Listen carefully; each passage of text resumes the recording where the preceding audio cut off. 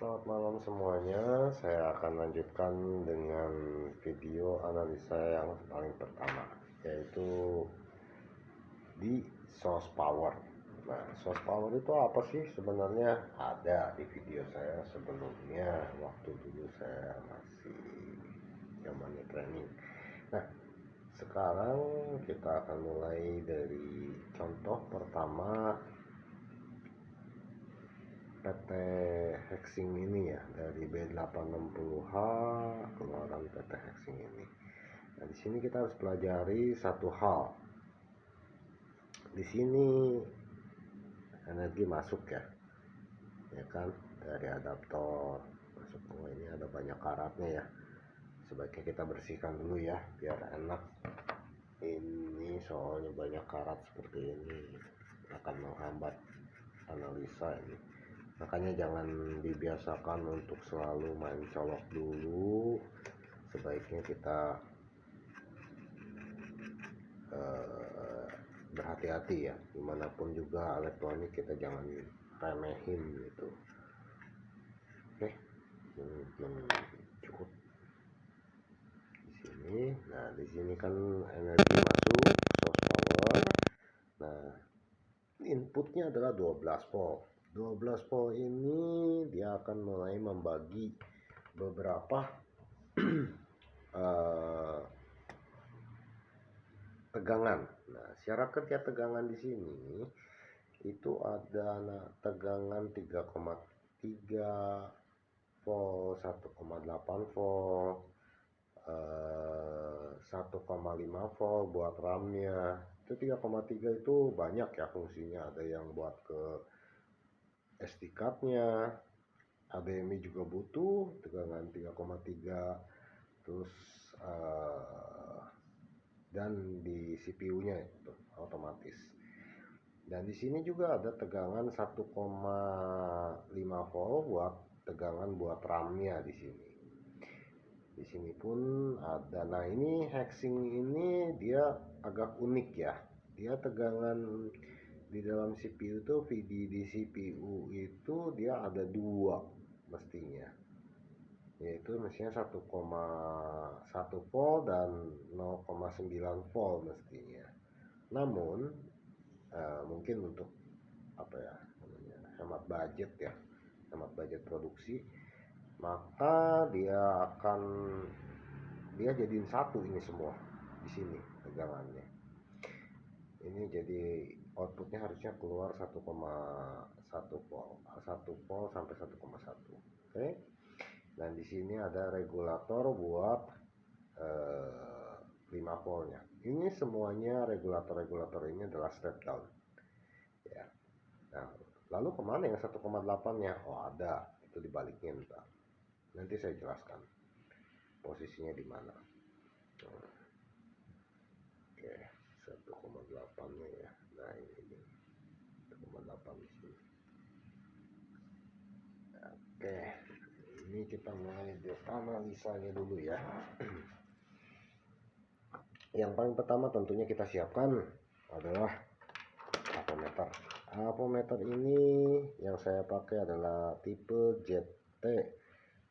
ZT111, dan ini sudah cukup lama ya, saya pakai dari tahun 2017. Wow, tingkat keakurasiannya yang oke banget lah menurut saya untuk kelas murah ya. Namanya juga kelas murah ya, tapi ini sangat baik lah, rekomendasi banget. Saya nggak ada maksud promo jualan ini, namun saya mau jelaskan aja cara pakainya. Banyak ampermeter yang lain, cuman output keakurasiannya kurang sesuai. Oke, kita mulai, kita tekan. Maaf, ini ada agak tua jadi suka agak error ya, ininya goyang soalnya switch ya. Nah, kita tekan tombol kuningnya. Untuk pertama kan nanti akan muncul lambang ohm ya, seperti ini. Mungkin kalau kurang kurang jelas. Oke, cukup jelas ya. Ada lambang ohm, ini lambang resistance. Oke, kita klik lagi.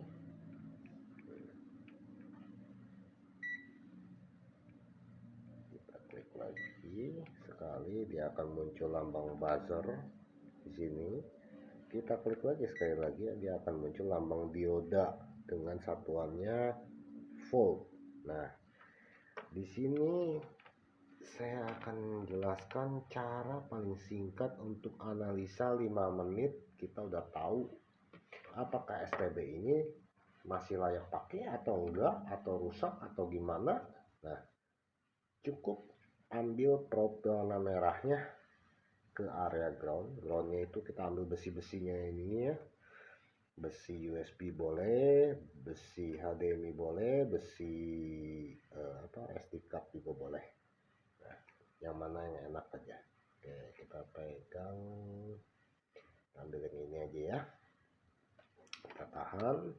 Nah, kita ambil titik-titiknya di mana yang kita ukur dari probe hitamnya. Nah, kita ambil dari induktornya. Induktornya itu modelnya seperti ini. Oke, kita singkat dengan L ya. Nah, induktor ini yang bentuknya agak ini. Dia cuma punya dua sisi. Satu sisi ke CPU, satu sisi ke regulator. Nah, sekarang kita mau tahu nih, ini gimana nih urutannya gitu kan. Nah, urutannya yang paling pertama tentunya ya pasti kita ambil dari source powernya. Source powernya kita dapat angkanya berapa? Nah, di sini kelihatan angkanya, aduh maaf. Nah, ini lebih enak mungkin. Ya. Source powernya kita ambil dari jack. Nah, dari jack dulu aja ya. Nah, kita dapat angka sekitar 494 ya. Sekitar 5 volt karena dia 5 watt ya kan. 5 watt berarti kan watt itu volt kali ampere, berarti 5 volt 1 ampere juga udah cukup buat minimal buat menghidupkan si STB ini. Oke. Walaupun bawaannya 12 volt ya kan, 12 volt itu kan berarti 12 volt 1 ampere ya, 12 watt ya, itu nggak masalah. Malah itu kan sama aja seperti sebetulnya dengan 5 volt 2 ampere lebih ya. Nah, oke, saya akan lanjut lagi. Kita mulai cek dari regulator pertama. Regulator pertama ini adalah tegangan 3,3 nya. 3,3 nya di sini muncul angka 391 ya. Oke, 391 ini sebenarnya udah cukup untuk menghidupkan karena nilainya itu udah di atas dari 10%-nya ya. 330 volt mestinya kan harusnya keluarkan. Nah, 0,330 ya kan dari 3,3 itu. Nah, dia udah ada peningkatan. Ingat bahwa di sini yang ada namanya induktor atau L ini berarti terjadi proses step down atau step up. Nah, nilainya dia harus wajib di atas 10%. Nah, makanya dibutuhkan avometer yang nilainya oke lah gitu. Nggak meleset gitu loh kalau bahasa Jawanya ya. Oke, kita lanjut lagi untuk tegangan 1,5 voltnya. Sini 1,5 voltnya didapat angka 279, 0,279. Udah jelas ya, 1,5 volt udah di atasnya ini. Jadi dia terjadi, kalau kita terjemahkan mungkin 1,5 volt 2 ampere ya. Gitu. Oke, di sini kita lihat cek yang tegangan CPU-nya. Nah, ini tegangan CPU-nya agak minim ya. berapa ini? Aduh bang, ini agak goyang. 118-an ya. Goyang nih, licin soalnya. 114, 115. Nah ini minim sekali nih.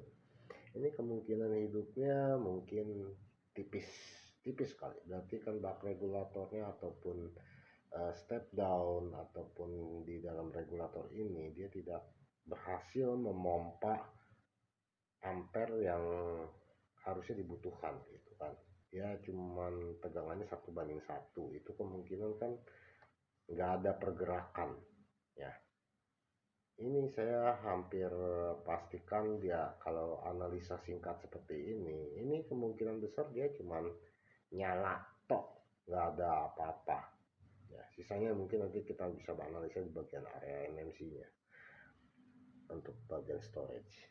Nah terus kita coba cek bagian tegangan 5 voltnya, karena 5 volt ini agak penting di board heatsink ini, dibutuhkan untuk step down-nya ke 1,8 volt. Nah di sini kita cek dapat angka sekitar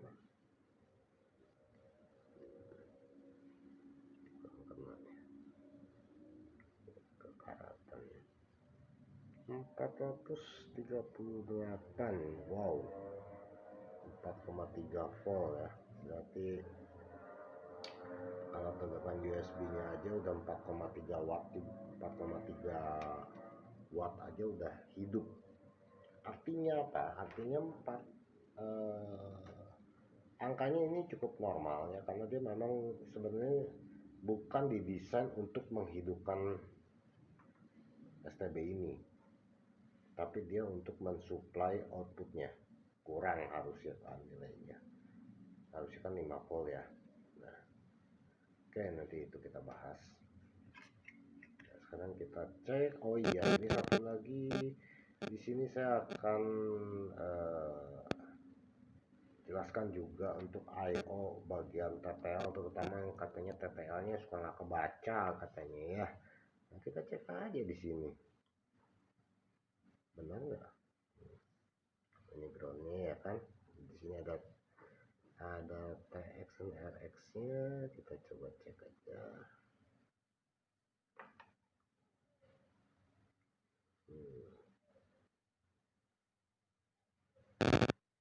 Ini muncul angka 1,1 dan di sini muncul angka 1,7. Nah ini biasanya ini bagian TX-nya ya. TX itu pasti lebih besar daripada RX-nya. Nah ini bagian RX-nya nih, 1,1. Oke, ini nilainya masih sangat bagus. Kenapa kok gede ya? Berarti kan itu 11 volt gitu, itu toleransi. Nah itu sebetulnya udah ada di penjelasan waktu training saya dulu ya. Cuman ya kalau mau dipelajari silahkan pelajari elektronik dasar dulu. Oke, sekarang kita lanjut ke area 1,8 voltnya.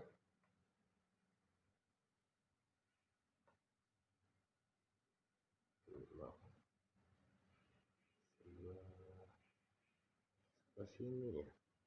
Oh ini masih 3,3. Bentar saya cek dulu. Oh gini aja, kita ambil dari tegangan wifi nya aja langsung ya. Nah di sini kan kita bisa lihat di sini ada tegangan wifi. Di sini caranya gampang, mau ngeceknya bagian mana? Nah di sini pasti ada namanya C ya, C yang standalone sendiri nih, nggak ada, kayak nggak ada temennya gitu kan. Nah ini pasti satunya itu masuk ke area ground. Itu buram.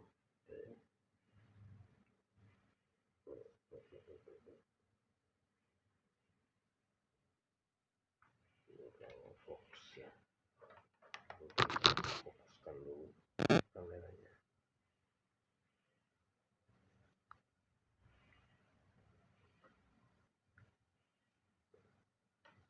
Nah, ini lebih enak ya.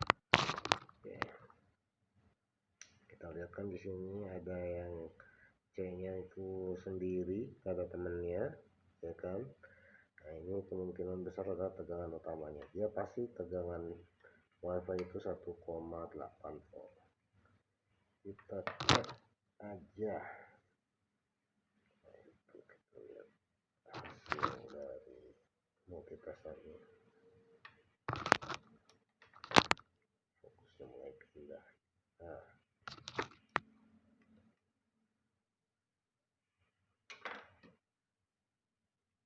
oke, kita dapatkan angka 540 sekian. Wow, berarti ini WiFi ini sangat boros energi nih. Ini berarti kan dia butuhnya kurang lebih 1,8 440 bagi 180, artinya bagian bak regulatornya bagus ya. Nah, bagian step downnya oke nih untuk tekan 1,8 ya. Berarti ini harusnya nggak ada masalah, dia harusnya hidup. Nah, oke, kita coba cek langsung di colok ke HDMI dan power. Oke, sini saya sudah siapkan untuk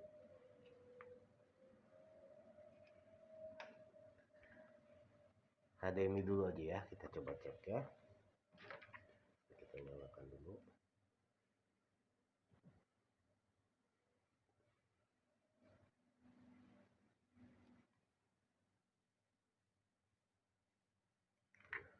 Nyala dia.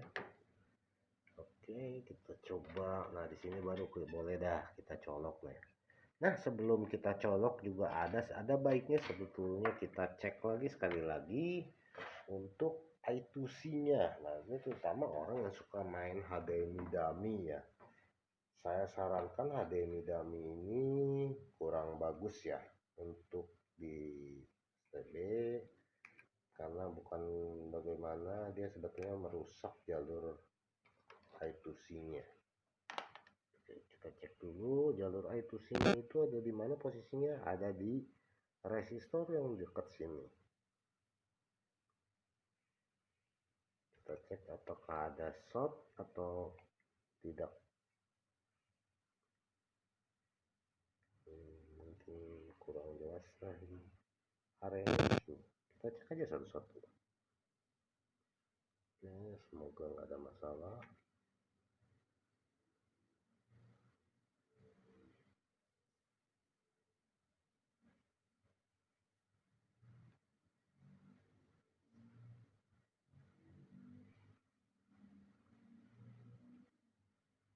Kalau konslet itu seperti apa? Konslet itu angkanya 0000 ya. Nah, itu artinya konslet atau short. Nah, ini di sini muncul 0,7, artinya masih bagus I2C-nya 0,792. Oke, sip, nggak ada masalah. HDMI pun harusnya hidup.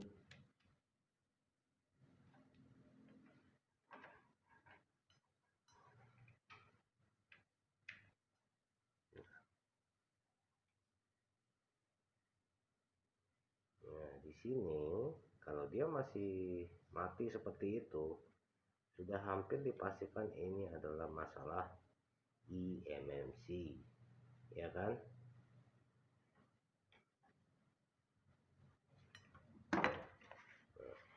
Bagaimana cara mengecek eMMC? Nah, nanti saya akan jelaskan di video berikutnya. Oke? Sampai ketemu lagi.